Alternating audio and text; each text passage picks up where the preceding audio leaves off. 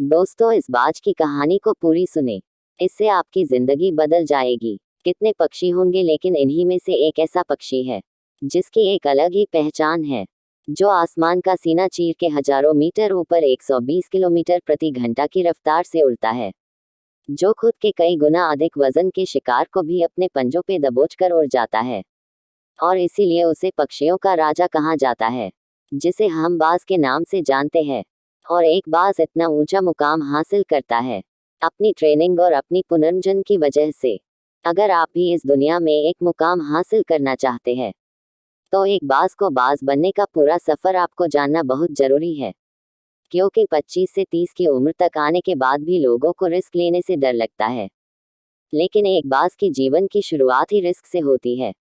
जिस उम्र में बाकी पक्षियों के बच्चे सिर्फ चींची करना सीखते हैं, उस उम्र में एक मादा बाज अपने बच्चों को पंजों में दबोचकर हजारों मीटर आसमान की ऊंचाइयों में उड़ जाती है, उसे ये बताने के लिए कि तेरा जन्म आसमान का सीना चीर के सबसे ऊपर उड़ने के लिए हुआ है, तेरा जन्म पक्षियों का बादशाह बनने के लिए हुआ है।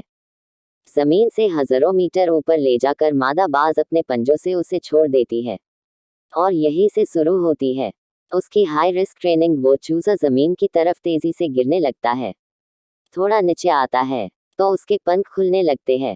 नीचे आते आते वो अपने पंख फड़फड़ाने लगता है, लेकिन वो अभी तक उड़ना नहीं सीखा है। वो जमीन से कुछ ही ऊपर होता है, ऐसा लगता है कि कुछ ही सेकंड में उसका जीवन समाप्त हो जाएगा। लेकिन अचानक एक पंजा उसे अपने गिरफ्त में लेता है और वापस आसमान में उड़ जाता है। वो पंजा होता है उसकी माँ का, जो उसके पीछे उड़ रही थी। उसकी ये ट्रेनिंग तब तक चलती रहती है जब तक वो उड़ना नहीं सीख जाता है। इतनी हाई रिस्क ट्रेनिंग होने के बाद इस दुनिया को एक बाज मिलता है।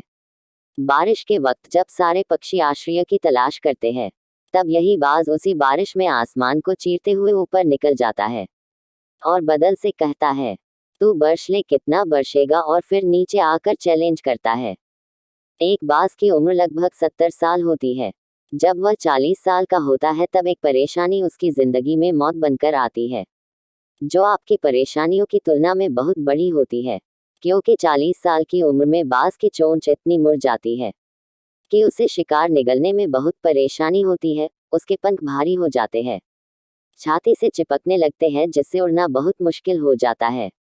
उसके पंजे लंबे और लचीले हो जाते हैं, जिससे वो शिकार को सही से नहीं पकड़ पाता।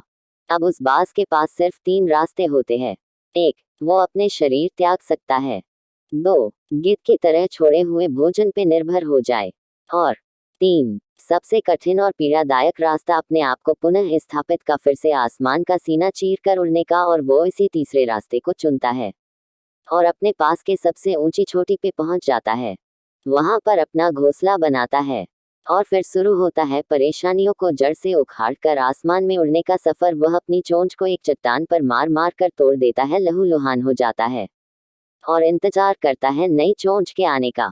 उसके बाद अपनी नई चोंच से अपने पंजों को काट देता है और फिर इंतजार करता है नए पंजों के उगाने का। उसके बाद वह अपने एक एक पंख को अपने शरीर से अलग करता है और फिर इंतजार करता है नए पंख उगाने का। और इस प्रक्रिया में उसे समय लगता है पूरे 5 महीने का।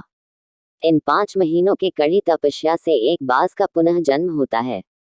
वो फिर से तैयार हो जाता है आसमान का सीना चीर कर उड़ने के लिए। जो 3 रास्ते बाज के पास थे, वही 3 रास्ते आपके पास होते हैं, लेकिन कुछ लोग पहले रास्ते को चुनते हैं और परेशानियों के तले दबकर सुसाइड कर लेते हैं। ज्यादातर लोग दूसरे रास्ते को चुनते हैं। वो परेशानियों का बोझ पड़ते ही अपने लक्ष्य को छोड़कर एक नॉर्मल लाइफ जीने लगते हैं। और कुछ वो लोग भी होते हैं जो इस परेशानियों को लात मार कर अपनी मेहनत के दम पर बाज की तरह आसमान की बुलंदियों को छूते हैं। दोस्तों, बाज की यह ट्रेनिंग हमें बहुत बड़ी सीख देती है कि अगर रिस्क लेना पड़े तो लो कि अपने फील्ड में अपने आप को इतना ट्रेन कर लो कि उस फील्ड में आपसे ऊपर उड़ने के बारे में सोचकर लोगों के पसीने छूट जाए। तभी आप अपने फील्ड के बादशाह कहलाओगे। इसी प्रकार का ज्ञान लेने के लिए चैनल को सब्सक्राइब करें।